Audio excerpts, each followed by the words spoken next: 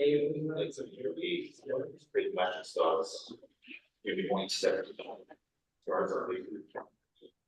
Oh, that's in the actual meeting invitation. We have a paper.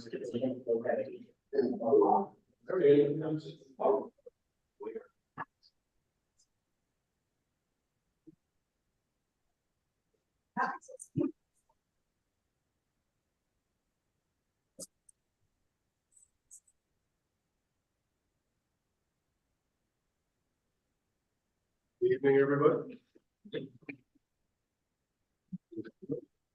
Good rolling. Good rolling. All righty. Old fashioned paper it is.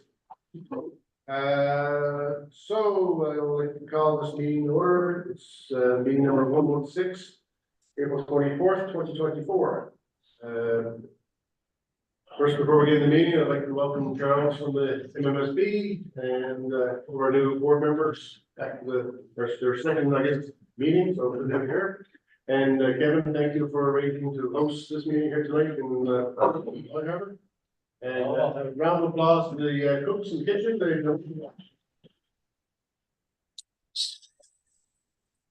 The delicious meal. Thank you.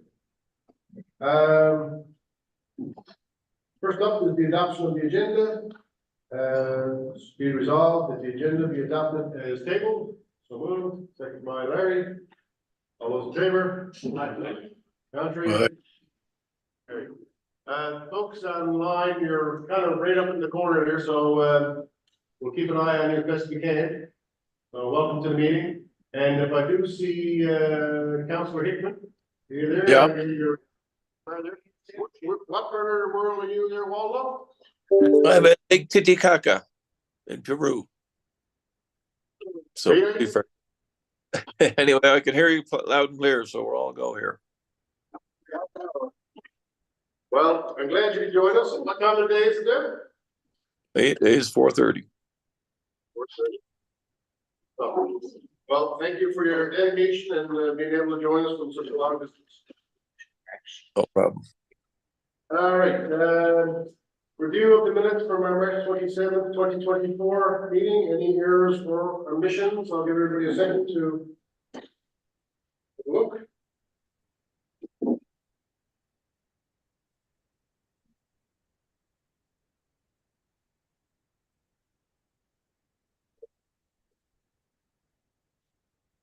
Okay, we have technical difficulties. Tonight we're playing be it resolved that the minutes of the meeting from March 27, 2024 be adopted as tabled. So moved. Second by Jill Bruce. All those in favor? Aye. Contrary? Carried. Thank you. Tonight we have committee reports. The first one up is the Finance and Audit Committee, committee member Larry Bader tonight. Delivering still out with the Lewis. So Larry, floor is yours, sir. Thank you, Mr. Chair. So agenda item 4A1, board expenditures report, check register and payroll summary. Board expenditures report for the month of March 2024 was tabled for review. Included in the meeting materials are the check register, payroll expenses, and the BMO credit card statement for March. No issues or concerns were noted at the meeting. Are there any questions for staff? Hearing none. Okay, so be resolved that the board adopt the expenditures for the month of March 2024 as tabled last week. Moved by Councilor Bader, second by. Second. Second clerk. All those in favor? Aye. Contrary? Carried. Thank you. Next item is agenda item 4A2, the Incorporated Towns Payment Activity Report.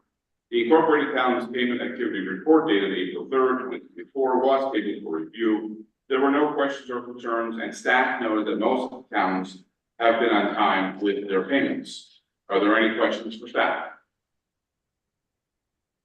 Hearing none. All right, we'll move on to agenda item 4A3, the 2023 audit draft financial statements.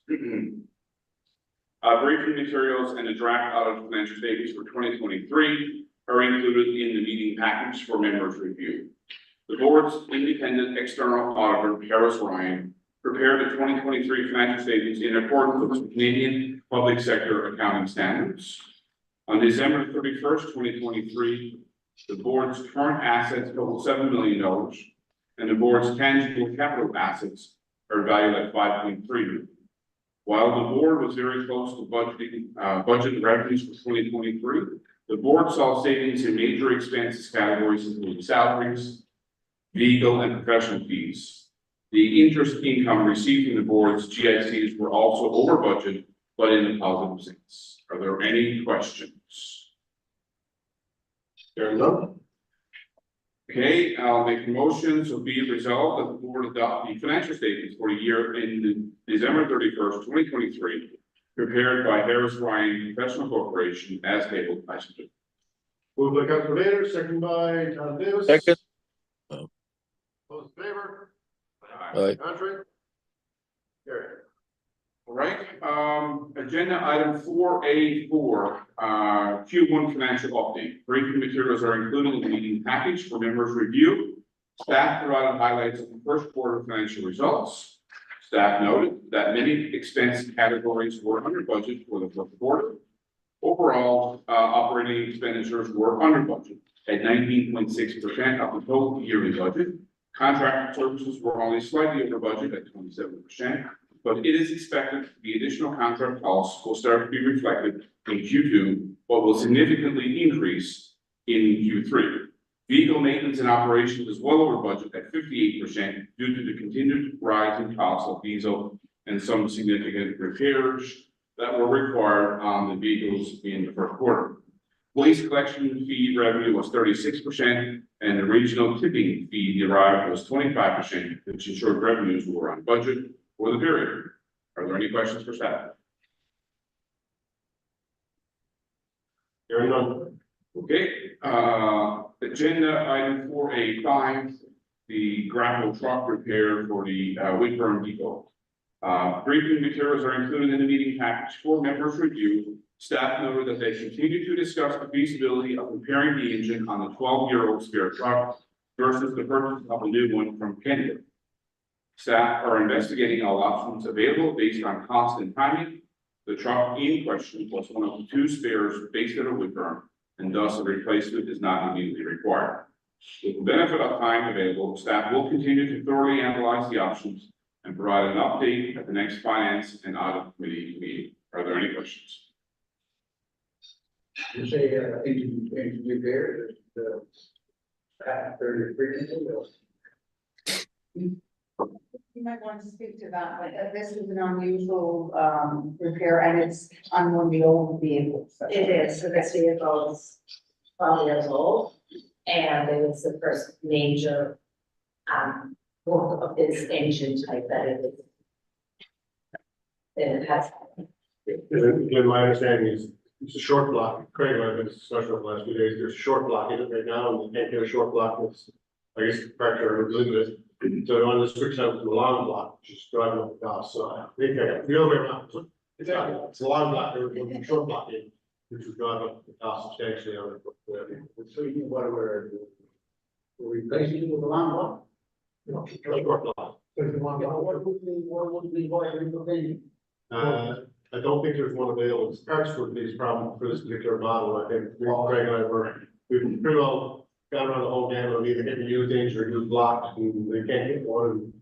The truck itself was the pieces or at our repair depot.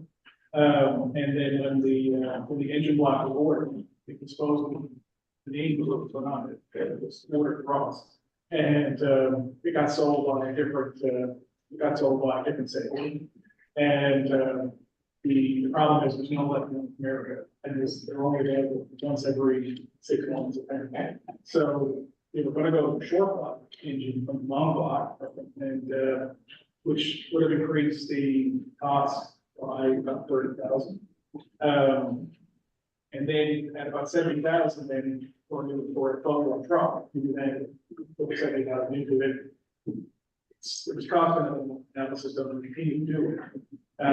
So right now we had the benefit of the time right now, we didn't actually need the truck.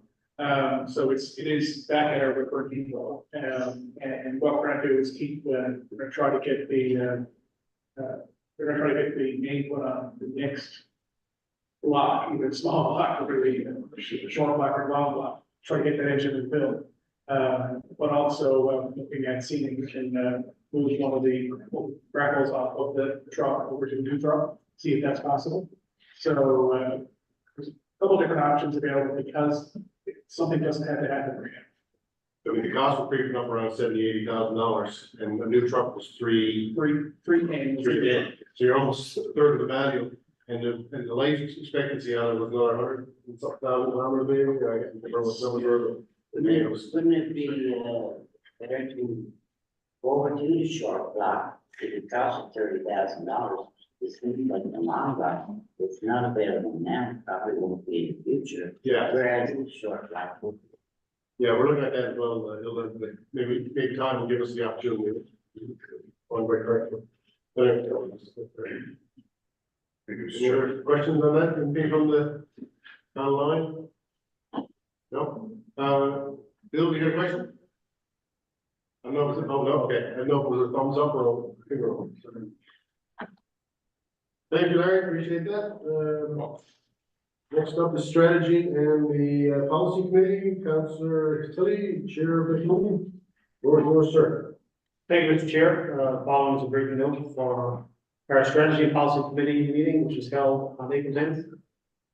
Agenda item 4B1, fourth quarter 2023 waste operations report. Briefing material was included in our package. Staff have highlighted some of the key numbers derived from our fourth quarter report. These included 759 metric tons of metals were diverted to improved metal recycler versus 148 metric tons in 2022, which saw a decrease of 25%. 10,666 tires is accepted by the used tire recycling program from MSP versus 14,790 in 2022. So a decrease in 39% here as well.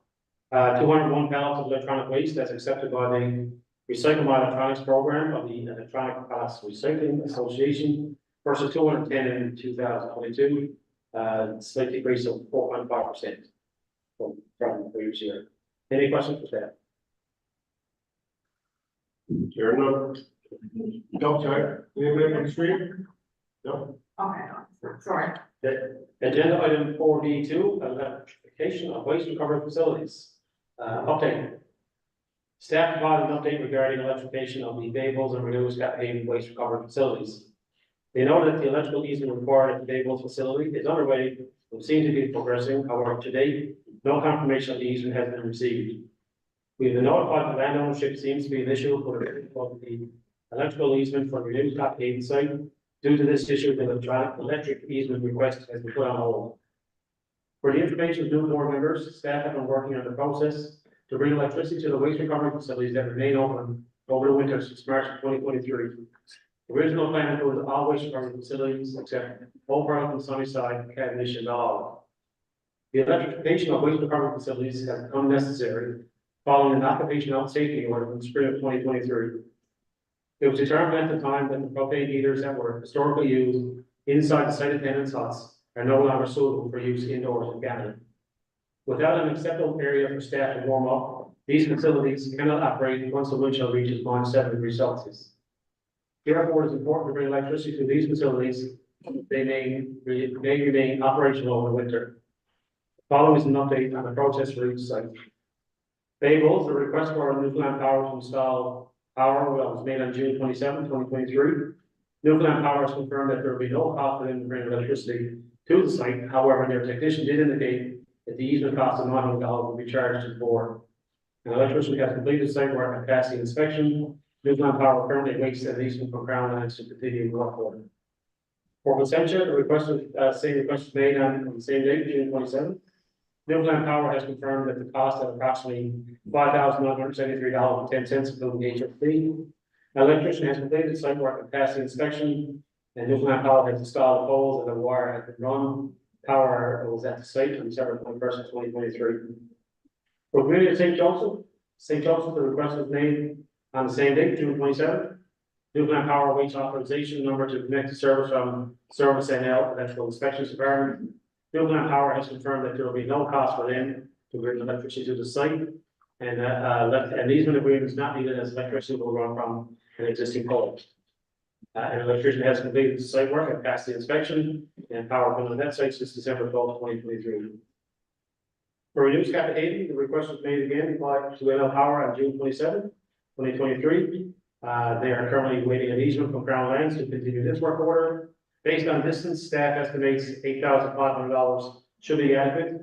This cost does not include easements that may be needed, $450 each, or any tree trimming that may be needed, which runs about $4.75 per meter. And electricity has been added to the Newfoundland Power work. Town of Harbour Grace, request was made to NL Power on the same date again, June 27th. Newfoundland Power has confirmed verbally that there will be no cost to bring electricity to the site. However, again, we await written confirmation of the same. Easement agreement, Newfoundland Power has communicated verbally that none is needed. Still waiting, written confirmation. One pole has been installed on site, and an electrician has completed site, work, passed the inspection, and power has been at the site since December 14th of last year. Town of Woodburn, electricity was run from an existing pole level. There was no disruption to service at this site. Cavendish, April 10, 2024, staff were asked to investigate installing power to the site. Staff had made a request for a quote from an electrician, and they're just waiting for response. Updates will continue to be provided as it comes available. Any questions for staff on electrification? Jim, one quick comment, well, two, I guess. Seems like we're working well with our friends with Newfoundland Power, they've been very helpful. Our, I'm not gonna call them rights, Crown Land. How can we light a fire, do something, get Crown Land to actually do something? Be blown. You're setting me off. I'm teeing you up, there's a lot of pitch, like honestly, this is ridiculous to stay in this. I've spoken to, actually, Tip the Mayor and I, we're on that conversation, on the land truck, I think I've spoken to every minister that we're involved with, and every deputy minister, and every director, and every person I can in the government in somehow related to Crown Lands, and I don't know exactly what's wrong with them over there. The last meeting, last conversation I had was with, Jamie Chippett, I think he's a deputy minister, yeah. Look at, deputy minister, and he was gonna go and have a look and investigate, and that was 2 or 3 weeks ago, or back again, so. Other than Cal Premier's office, I don't know what else to do, it's the most frustrating, department I think I've ever done, agreed. So We run into the same, for the public record, we run into the same problem outside, like, in town. Yeah. Trying to get authorization for lands is amazing, didn't work. down. How about the lease now access to get properly granted, right? That's where the whole point is right now. Yeah, we pay both, yeah, Renew's got paid, yeah. Renew's got to, Babel's got to pay for it, based on. Yes. Renew's now someone can take ownership of the land, get it granted so that we can report the easement. Nobody's gonna stay. Yeah, we're gonna take out, so my suggestion back to Crown Lands was, can they give us Crown Land lease or even like, so we pay our $20 a year, like every other person in the province that has a cabin on the pond. That's They right. pay their $20 a year for the use of the land, and they can retain the ownership of it. And that was a great idea, according to them, and they were gonna look into it, that was a month and a half ago. Yeah. That was left there. Phil, Maybe you should be speaking to municipalities. I believe that one of the conferences, they were talking about making Crown Land more accessible yeah, to municipalities. yeah, So Yeah, they can, that, it can be granted under section 9. That is that, that's for all of them to get it, it's for regular. for regular recreation or economic use, yeah. for the town, yeah, that's, The town got a point, but that's the thing. yeah. For them, but there's more up there, renews, their issue is the whole landfill side of it. They don't want to get ownership of what, very, Period, that's- nor do we or anybody. Nobody wants to, gotcha.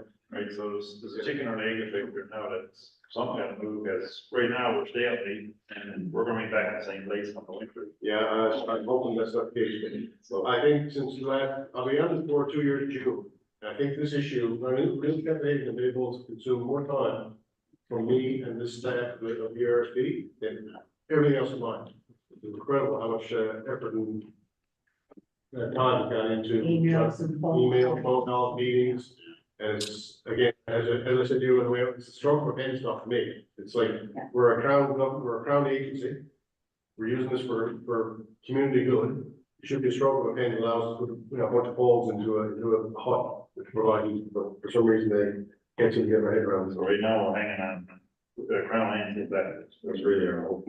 Yeah, but again, it's not the crown lands department now, it's the deputy ministers, and you know, that have been involved as well, and I don't know if they can move up or they assume that's what we're doing. The municipalities. So we're tied so much with the, I guess, elections.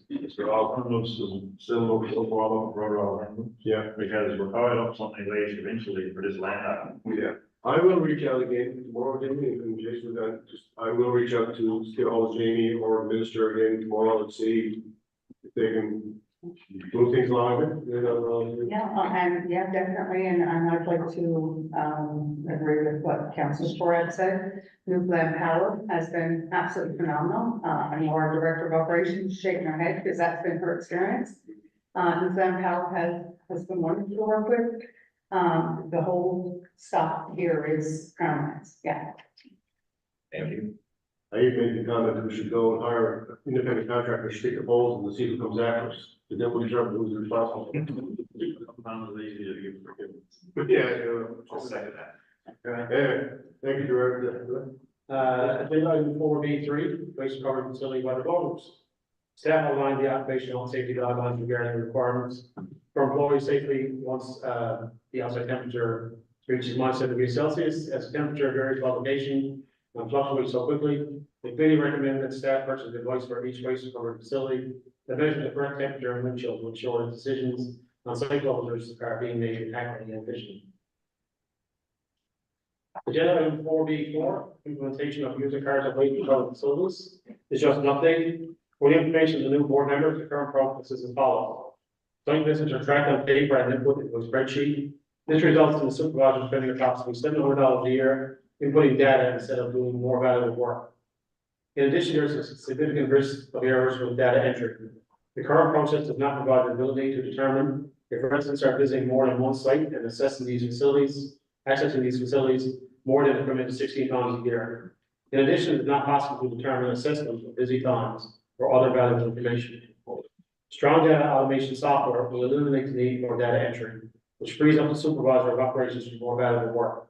They'll provide additional information regarding access, time of visit, etc., readily to staff so that the site can be managed better. This will be achieved by using an app to scan user cards upon entry. User cards will be free to residents in the eastern region. However, if card is lost, residents must purchase a replacement card for $10 plus HST. To obtain an access card, residents will need to provide their name and proof of access. Staff reported that recently the event was strong data automation, where a new quote was provided which includes user cards for access to waste recovery facilities to track visits per household. This item was brought forward to the Finance and Audit Committee and recently approved. Discussions are currently still ongoing with strong data as to the implementation of this new process. Any questions from staff? I guess this system is run on cellular base for the information that they have power. It's cellular based? It's a cell phone app that they can use on site, and then if there's no, service in the area, it will upload when they reach a service area. Just goes to the power issue, it's not a lot of it. Yeah, we have sites actually that don't have reliable cell phone coverage either. Right. So, so we expect data dumps at the end of the day. So are the physical cards, or is it like an app you scan it, how is it physical card? So there will be a physical card issued, and then the cell phone will scan.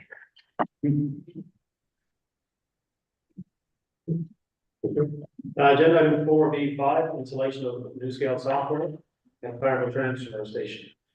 Again, for the information of the new board members, the Clarendon transfer station software is a smart run program which requires clients to wait on a scale while codes are entered, tip fee ticket printed, and then the associated tip fee ticket is delivered to the vehicle by our staff.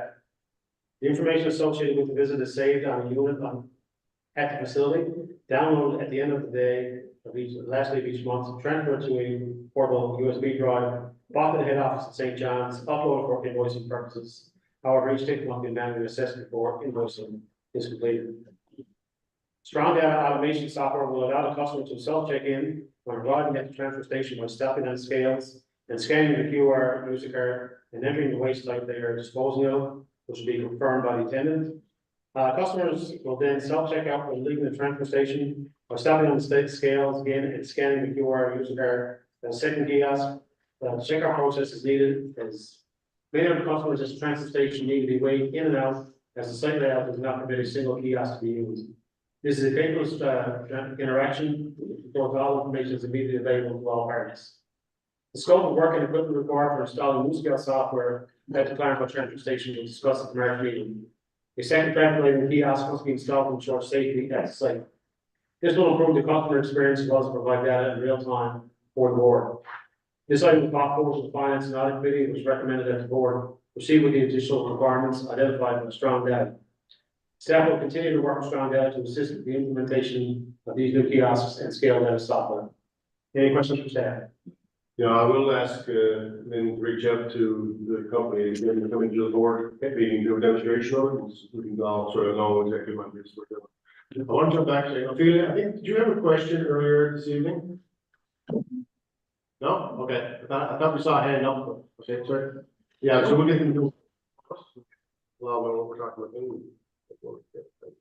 about. Agenda item 4B6, water well at the Road Transfer Station. Again, for the information purpose of new board members. In October of 2023, staff were tasked with determining the feasibility of the installation of an artesian well at the Road Transfer Station for the provision of non-potable water. Currently, the board pays roughly $12,600 per year on water delivery from the town of Clarendon. The non-potable water is used for keeping the site clean and watching machinery and vehicles. At the November 2023 general meeting, the board voted to proceed with the installation of a artesian well based on the estimated cost of $35,000 from the one quote that was received at the time. Representatives from the province notified staff that they would be installing monitoring wells around the site. Data can be obtained from the province to determine the depth of the well required, as well as the quality of the water expected. Staff continued to try to obtain quotes from available companies to drill the well and from plumbers to hook up the existing infrastructure. Staff engaged the contractor who provided the only quote. Contractor was scheduled to visit the site in January, but did not visit until early February. Further assessment of the site was required by the contractor, and the new quote was received on February 29th. Staff contacted the province on February 29th, looking for the well data to determine well depth. This information will help pinpoint the cost of installing the well. Staff have been assured Eastern Regional Service Board will receive the information as soon as the information becomes available. Once the information is obtained, staff will use the information to obtain further quotes on the installation of the well. Any questions for staff on None? the? Agenda item 4B7, consideration for variant or two-tier tip fee at the regional landfill. Regional was included in our package. Staff provided an update explaining the suggestion that it may be implemented at the regional landfill for commercial waste hauler dropping off mixed waste. Mixed waste includes black care bags, waste mixed with blue bag recycling, all black bag waste, etc. The additional fee for mixed waste has been implemented at Essential Waste Management Facility in North Arm. Representatives from the government of Newfoundland and Labrador and the City of St. John's were on hand to discuss the implementation of such a fee. The committee agreed that the fine details of the implementation will still have to be discussed between all parties. The possibility of a pilot project and perhaps getting students involved to see firsthand what a project like this will entail, or if the project will create enough awareness to be worthwhile. As the board would like to have support behind the initiative, it was agreed that letters will be written to the appropriate government departments, MHAs throughout the Eastern Region, City, and the Multi-Material Solutions Board to ensure that all parties are aware of the same page, and on the same page before implementing such a program. Any questions for staff? Hearing none? And finally, agenda item 4B8, Town of Paradise has an inquiry regarding the emergency plan. Town of Paradise contacted staff and inquired as to whether an emergency plan was in place for Robinwood Bay and waste diversion in the event of a disaster. And was noted that the regional emergency plan is currently being discussed and developed with the province. And that's it from the moral and strategy and policy. Thank you very much. You're your key tonight. A lot of reading, a lot of good information there. Thank you so much for that. Next up is the governance committee. There was no committee held report, sorry. Mayor Green. Yeah, I just wanted to clarify something there from the report when it was related to the emergency plan at Robin Hood Bay. Just wanted to be clear that there is an emergency plan in place, but there's some discussion ongoing about having a regional emergency plan. So I didn't want that to get confused, that there's no emergency plan in place for Robin Hood Bay in the event of an issue there. Excuse me, there is a very robust plan in place. But we feel that in the region, we're having some preliminary discussions about having an emergency plan for the whole region. Okay, thank you for that clarification. No, that's a good point. Sorry, Larry, go ahead. Thank you, Mr. Chair. Yeah, and just for clarification, in terms of the town of Paradise, this is, the town is in the midst of trying to put together an emergency response plan. And what we're, I guess, the town is looking for in terms of these regional services, for just clarification on what the board's role is in the event of emergency response in the particular area. Okay. Good. Any other comments? There are none. What else here? Jamie, yep, we got the communications, community relations working group. We met this morning. Jamie, I don't know if you're gonna give us an update on. Yeah, Way back, way back when I did this morning. way back. You want to name us, something? It's been a day. So yeah, there's just a couple things here. Agenda item 5D1, this is for the, as I said, communications and community relations working group. We had our third meeting this morning. Jason Bryan, Deputy Mayor of Town of Bay Bulls, and a new Southern Shore representative of the board, we welcome to the committee. And had a lot to say, which is great. It's just the whole idea of it. So just to reiterate our objectives, develop better communications for communities and residents, increase the number of communities that receive service through the board, meet with communities who have opted out of the regional waste service, improve the reputation of the board, engage communities to build customer loyalty and raise awareness that the board is a regional waste authority. And the last one is raise online visibility, improve responsiveness. So these 6 objectives were discussed. We discuss them every meeting. Some suggestions and, improving communication engagement. Suggestions include a guide or flow chart illustrating how the government, board, and towns and contractors are all interconnected. Another idea suggested was to update on a what's to come or what we're working on, just to give people a bit of a forecast on what we're doing here at the board. So 2 draft promotional items were included, one for bag limits, and one was where your waste fee goes. Because one thing we've noticed with meeting we had in Spanish Bay, there's a lot of questions around, again, what the board does, getting that communication out there. So some of these infographics that were done by staff are great pieces of simple, clear, great things to get out there. So these documents, when they'll be finalized, they're going to be distributed to the applicable areas. In keeping with the communication, getting in front of as many of these joint councils and whatnot, we're going to have another meeting with some staff myself with the board chair. That's the Southern Shore Joint Council meeting. That's going to be in Cape Royal, town of Cape Royal, on May 23rd, 2024. And it was great. This group should continue to meet every month and meet with joint councils and operate in the Eastern region over the next several months. The more of these we get into, the better. And then the idea, as we mentioned today, eventually get around the second time, encourage as many of these as possible. Because again, the education and communication is the big thing here for us. And just want to thank staff for putting this together. So you're doing a lot of great work. It's just getting your great work you're doing. That's one problem. So if there's any questions, fire away. There are none. Thank you. Thank you. No, it's for a young committee, we're doing some good work, I think. So we're getting there. We'll take a few more meetings, but we're pleased with progress. Let's see, we have some motions by email to be ratified. First one is the household hazardous waste contract. It's there in your package. We have an email tender response from you, motions on any of these? Okay, let's read this. Yeah. Okay. Motion to ratify emails, awarding of 2024 household hazardous waste collection, transportation, and disposal services contract. Be it resolved that the board award the 2024 hazardous waste collection, transportation, and disposal services contract to GFL Environmental Services for the value of $33,950 plus the HST. So moved. Second by Carol. All those in favor? Aye. Roger, any questions before I go on to question one?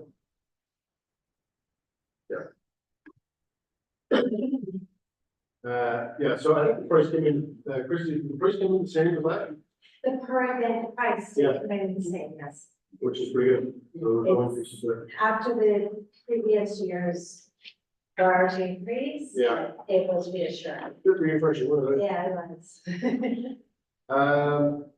Do have some correspondences there in your packages from the town of Aquaport requesting direct billing and response to Aquaport regarding direct billing.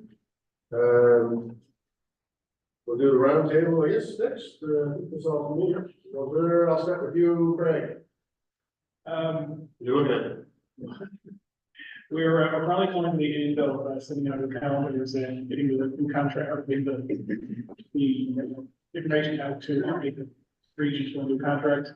They're gonna be my name on the probate post office, so, we got more stuff to go out now with the bag limits and, where your money goes, so we're gonna bring them down to the post office and get them put out by admin. So we're gonna put those out to 3 communities that reduce the bag limits. So I'd just like to thank staff for all the work, for getting all that done. So, thanks. Dylan? With my name. All good, Jason? I'm looking Larry in the, our topics, it's the same, get that up on another joint council meeting as well. We'll get them all fixed. No. Jill? All right, I'm good tonight, Mr. Chair. thank you. Oh, almost at night, we're just waiting up on the winter, getting ready to finish. You're looking easy. Ron? Lynn? I'm gonna, just basically, just before this meeting, you would have received. This is one of the documents that, the chair of the Communications Community Relations Committee was talking about. Over the past several months, at some of the meetings that the chair and I have been attending, people are saying, look, where does our $200 go? Because some people feel that's an excessive fee, while others feel it's a very reasonable fee. So it depends on your perspective, I guess. So this was put together, where does your residential waste collection fee go? And it basically outlines that 60% of the fee goes towards the contracts.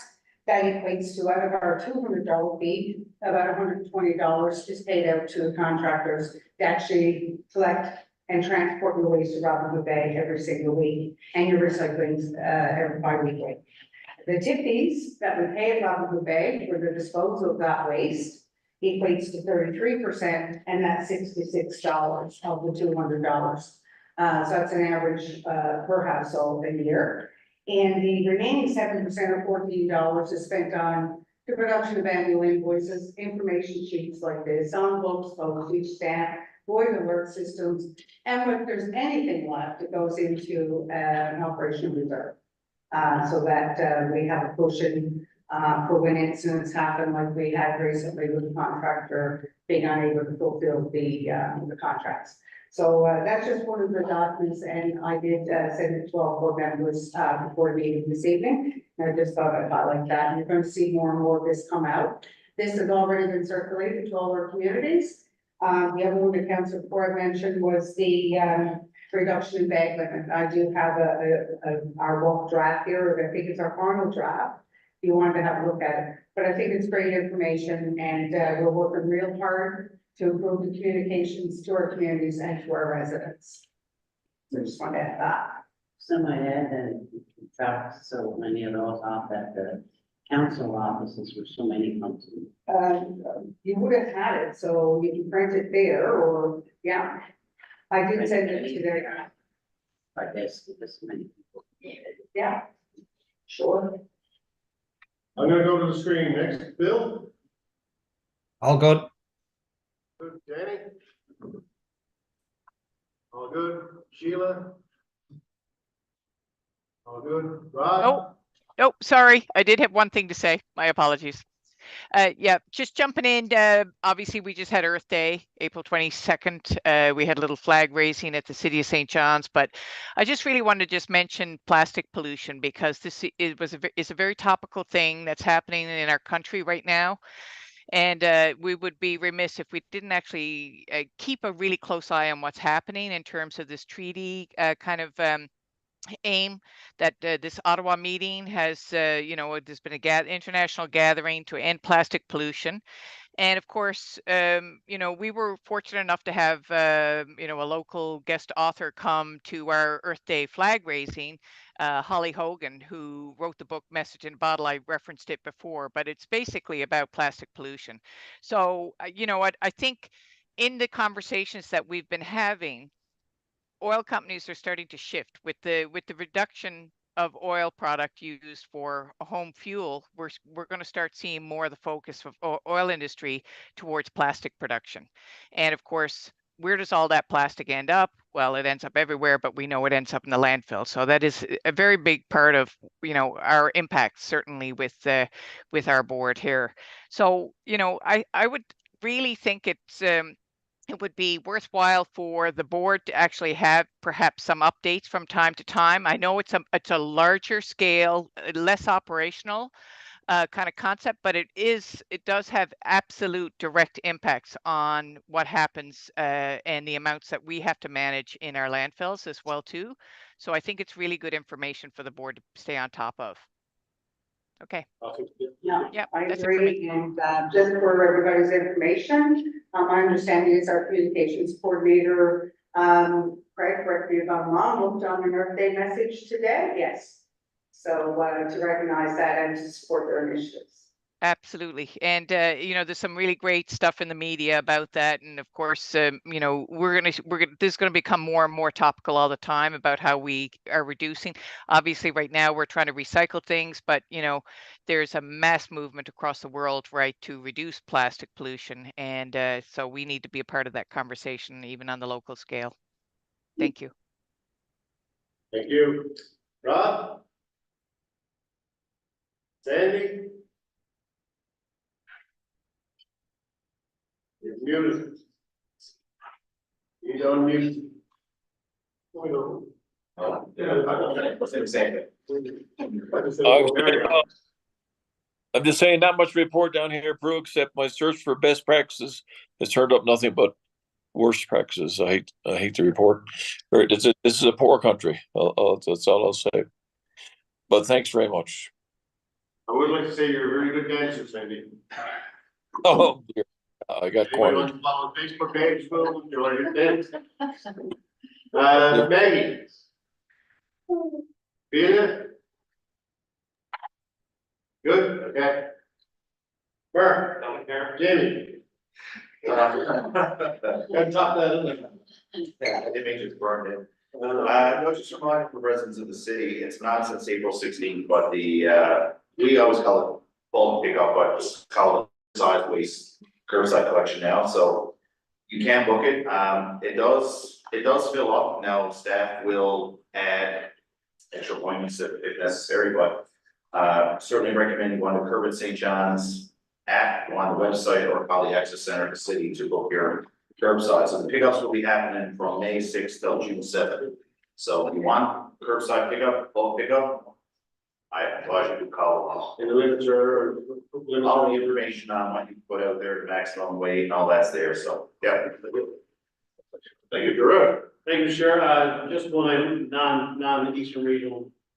I guess, as I do garbage collection, but, I guess the power social media is what I want to talk about tonight. So, back in January, the town awarded a tender for replacement of trestle in Conception Bay South Trail at City Development. It benefited walkers and I guess the trail, the trail west. And of course, all the fishermen, local fishermen in the area. Work started on it last week. Unfortunately, last time we had a major theft at the site. It was definitely coordinated because I mean, what was taken was shipped out on 4-wheelers and trailers and after the truck. So I mean, like, for anyone who's on social media and lives in the Sea area, know someone serious area, especially the sailboat area. You can probably just get them to check their cameras or whatever. I think there was several, I can't say 100, but I mean, 8x8 pressure treated boats. There's nothing left to more and so forth. That comes at a considerable expense to the contractor, to the town, the taxpayers. You know, I'd love to catch somebody who's pilfering that stuff, right? So if you got friends or family, feel free to check around and put down social media. We'd certainly like to catch the culprits and bring them justice. Gerard, if you want, send it down to maybe we can put out on our own voice, we'll spread the word that way. I'm assuming all the municipalities are doing this with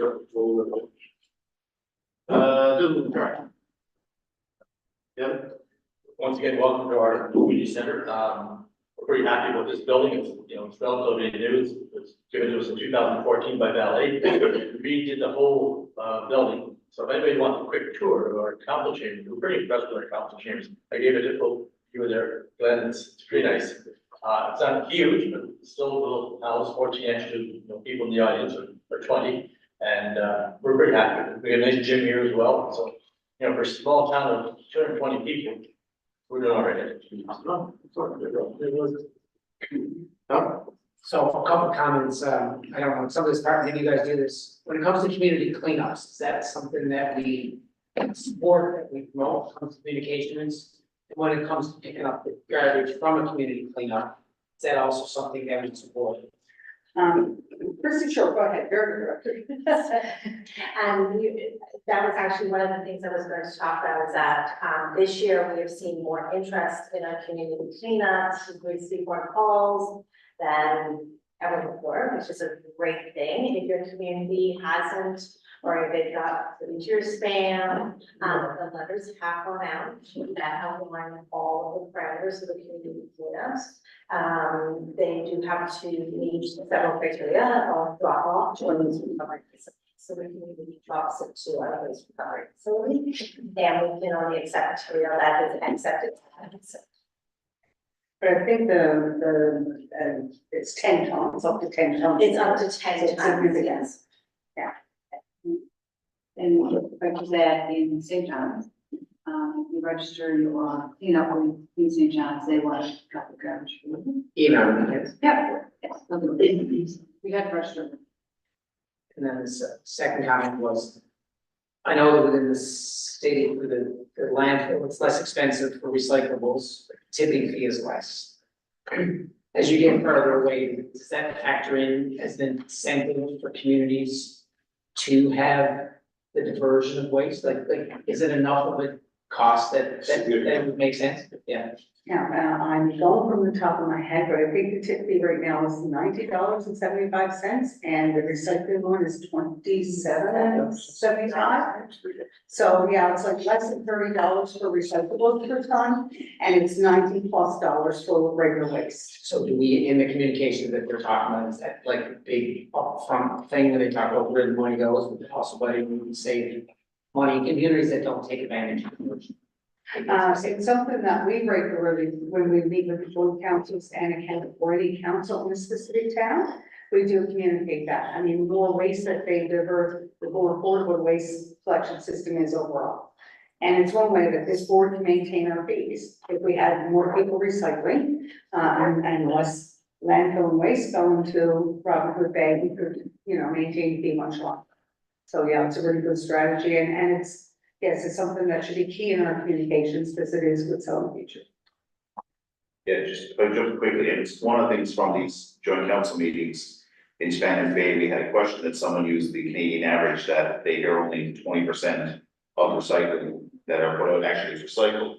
Well, a lot of that's got to do with contamination in other places, but the Robin Bay is over 90% of what's probably, what's the exact stat, you know? 94% of the Robin Bay's recycled, but less than 6% is contaminated. Yeah, so they didn't know that, so that's a big thing as well, your recycling is actually getting recycled, it's not just put in the blue bag for show. Yeah. It is better. Yeah, because apparently in Canada, 6% of plastic gets recycled. That's of overall production. Great, thank you. We're good, thanks, sir. So moving on from communications, which was one item, no, I'm glad, because I only get one thing now, I get to talk about the other one. Clear bags, the first 4 months have been fantastic. We have seen a large increase in the amount of acceptable material being accepted, curbside. And, but friendly reminder, May 1st, we would need you to be on clear bags. With a couple of exceptions of such as town Victoria. Yes. Who's a new contract, and so we extended it for them because they're just coming on now. But yes, for everybody else, May 1st is our mandatory fair day. Well, I mean, if you go to any of the major supermarkets now, or Costco or Walmart, the number of black bags in the SKUs are shrinking, and the number of clear bags, blue bags are expanding, so Yeah. they're obviously getting the message in the Yeah, video. we're getting a lot of calls, and anyone who needs to call, wants to call for any clarification about clear bags and the items and privacy bags and that sort of thing. There's a lot of, encouraging people to discuss it with you at the office. And last, but certainly not least, Pearl. And that's not a name, that's what you're gonna get. No comment. Thank you, Mr. Chair, for the opportunity. Thank you again to the board for the invitation. Great conversation earlier about recycling. Again, this key to maintaining municipal costs and the key to sustaining fees to your taxpayers is more recycling, because that's quite a differential tipping fee. So I don't need to say anymore. I've talked about it here previously. A couple of things I just want to highlight tonight.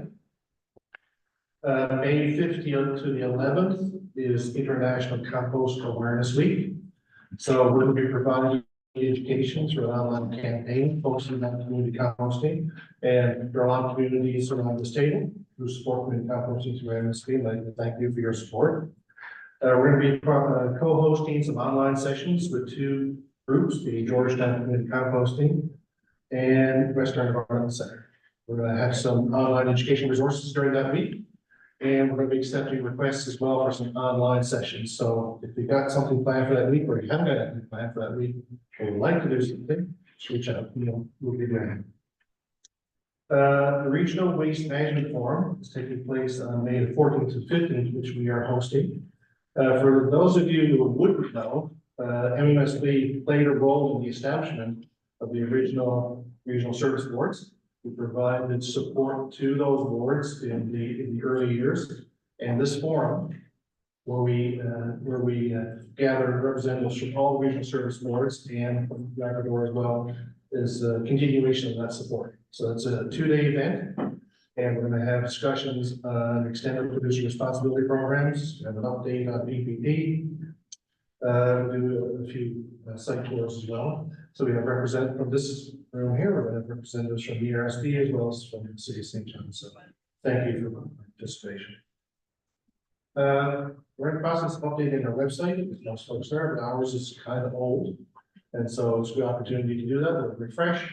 A lot of you see Rethink Waste NL, you see Green Depot NL, you see MSB NL. Well, guess what? We're all the same.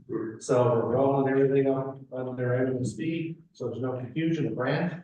And we're going to be offering all of our services now under MSB. A good segue from Deputy Mayor on the Earth Day. So MSB is not only, I guess we represent the recycling and plant Labrador, but there are many other agencies like us across the country, and in particular as it relates to beverage container recycling. So we're part of the national network there, and we have a campaign that's on now about recycling plastic beverage containers. And that campaign kicked off on Earth Day. It's going to continue until December. And actually, I'll be in Ottawa in the coming weeks to discuss the federal mandate for 90% recycling of plastic beverage containers. So that's not the proceeding. Thank you. Any questions for MSB? Pearl? Any on the screen? No. Okay. Joe, sorry, Joe. I have a question from the community group. Actually, I think it was a school, worrying about compost bins. And I mentioned how Wasn't there something you had mentioned on the previous meetings about some kind of, yeah, the tumblers and how you were providing them, or you had some kind of a program? Yes, we have compost. Is that still- Backyard compost being distribution program, local, but. Yeah, okay, and that's still, that's not just a one-time project? No, that's every year. Okay, yeah, They've so I, changed it this year to offer different sizes of compost. right, that's what I think the conversation Right. was, wasn't it? So I directed them to your Yes. website, so, okay. Thank you very much for doing it. Yeah, no I appreciate it. If they go in a few weeks, they'll see the new website. Yes, maybe I should have held on. So, I know this is at school, they have big metal ones, it's really significant, is that what you guys? This is the Prince Street one, for sure. Yeah, I believe you did provide funding for that one as well. Actually, it's a large one that if you ever want to, at the Avalon Mall, they have a very large, so you funded that one as well. It will be part of Canada, the summer games and the part of the defense team, so we'll see us in that one there too. One thing I would think about for your composting, we have one, and everyone know the price of fertilizer agreement, $1,000. Sacks we run community gardens, right? And I'll be able to some of your numbers. But, we have help. And every year we get probably these plastic totes with 8 to 10. They're all added to our bins. And we don't have to get by brand new fertilizer. You got it, yeah. So that to be incorporated into your tumblers. Mhm. Great stuff. And actually, I'll circle back to that comment, that Tom made about, plastics recycling. 30% of the material that goes into the black bag is organics. So if you want to reduce again, the municipal cost, reduce again, or maintain the fees to your taxpayers, a community composting program reduces the amount of material that goes across the scales and the amount that you're paying tipping fee for. So take advantage of our compost bin program. Thank you. When I said last but not least, I forgot. I never forgot. You didn't. I skipped over. So, I did. I forgot. All right. So now it's Holly's turn. Just a quick note, because there was no governance committee meeting this month, there was no joint council update. And I'd be remiss if I didn't mention that Jason O'Brien, our new board director for Southern Shore, was just acclaimed in the position of chair of Southern Shore Joint Council. So congratulations to Jason on that. Okay. We work for James Ball and Toll, I think is what we have. We have trouble. That's pretty much how it went. Everybody else does. Yeah. Thanks for stepping up. I think that's it for me. I don't really have much to link, yeah, but I would like to get a photograph if everybody's willing. Sorry to keep it on the screen. We'll Photoshop you guys in. I would like it in front of the, either the town chambers or from the building or something, just to. Yeah. For social media, say we're all down here and working. Yeah. Oh, yeah. So we don't go up and stand by that side. Perfect. We don't mind getting a picture for social media. And with that, I'll ask for adjournment. Go Leafs, go. Go Leafs, go. Let's go. I got them down here, actually. ESPN Spanish. Fantastic.